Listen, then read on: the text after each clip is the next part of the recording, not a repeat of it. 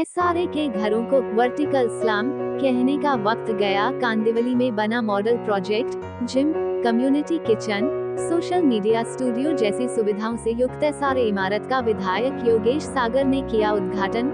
कांदिवली पश्चिम के link road से सटे झुग्गी इलाके में स्लम रिहेबिलिटेशन अथॉरिटी एसआरए योजना के अंतर्गत विकसित एक पुनर्विकास प्रोजेक्ट ने वर्टिकल स्लम जैसी छवि को चुनौती दी है।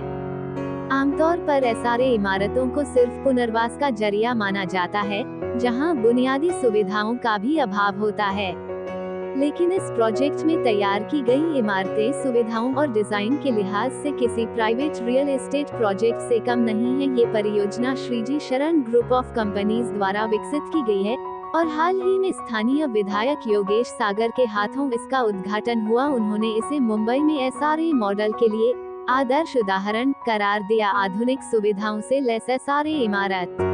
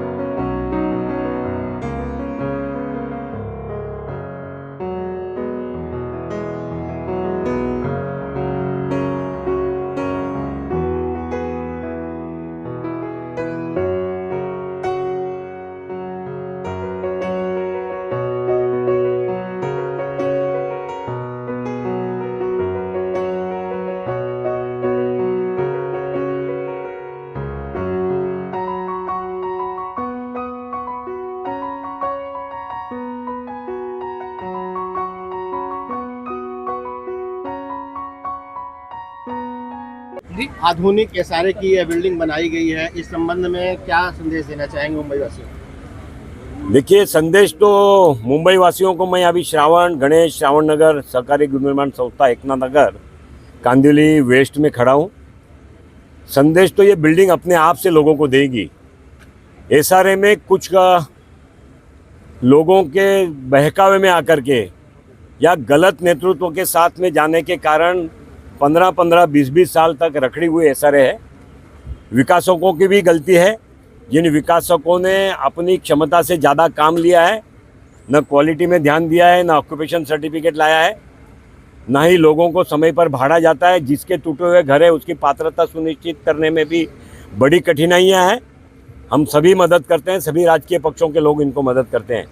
उसके सामने एक ऐसा प्रोजेक्ट खड़ा करना जिसके रिहेब बिल्डिंग में लोगों को 3000 स्क्वायर फीट का एक हॉल मिलता है, एक फ्लोर पूरा पार्किंग के लिए कार पार्किंग को मिलता है, एक फ्लोर मोटरसाइकिल पार्किंग को मिलता है, एक व्यायामशाला जिम्नेशियम अपग्रेड जिम्नेशियम मिलती है, एक लोगों को बाहर से आने वाले मेहमानों के लिए एक फ्लैट रुकने के लिए मिलता है, ब्यूटी पार्लर बहनों को व्यवसाय चलाने के लिए ट्रेनिंग सेंटर के लिए मिलता है, एक हेयर कटिंग सैलून जैसी फैसिलिटी वहाँ पर उपलब्ध होती है।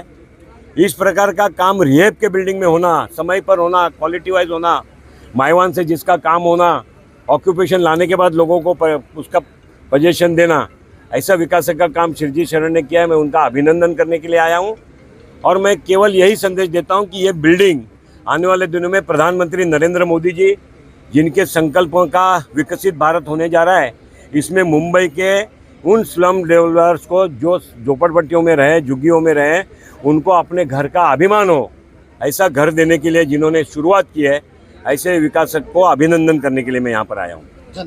सर ये ऐसे तो कोई क्रांति नहीं है, ऐसा है कि अथॉरिटी ने ऑलरेडी ये सारी सुविधा का प्रोविज़न उन्होंने अपने DCR के माध्यम से प्लान के अंदर दिया हुआ ही है। हमने उसका प्लानिंग का फ़ायदा उठाते हुए ये पूरे एसआर जो एमिनिटीज़ है उसको डेवलप किया हुआ है। तो ऑलरेडी एसआर की अथॉरिटी के प्लान के अंदर ये चीज़ था ही, तो एक ये शुरुआत है कि जिसको हमने डेवलप करके दिया हुआ है। नॉर्मली एसआर की बिल्डिंग मैंने भी जो 1-2 पहले बनाई तो हम ये सुविधा का रूम बना के छोड़ देते थे। तो पहली बार ऐसा हुआ है कि भाई इसको हम डेवलप करते हैं ताकि लोग एक्चुअल इसको वापर सकें। क्या क्या सुविधाएं यहाँ पे सर है एसआरए की बिल्डिंगों में, जरा उसके बारे में हमारे दर्शकों को बताइए।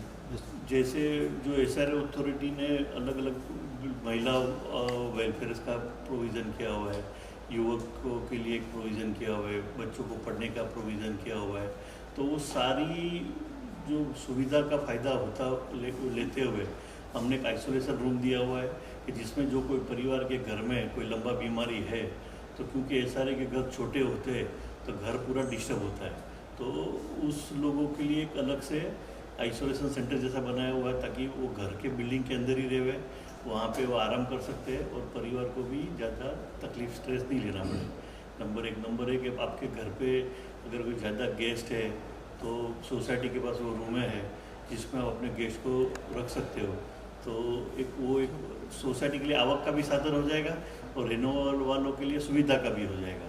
इससे महिलाओं के लिए ब्यूटी पार्लर का हमने पूरा प्रोविज़न किया हुआ है। हो सकता है बिल्डिंग में से सारे काफ़ी कस्टमर इनको मिल जाए। यहाँ की बच्चियाँ जो भी ब्यूटी पार्लर जानती है वो बिल्डिंग से भी ऑर्डर ले सकती है प्लस अपने बाहर के कस्टमर को भी बुला सकती है।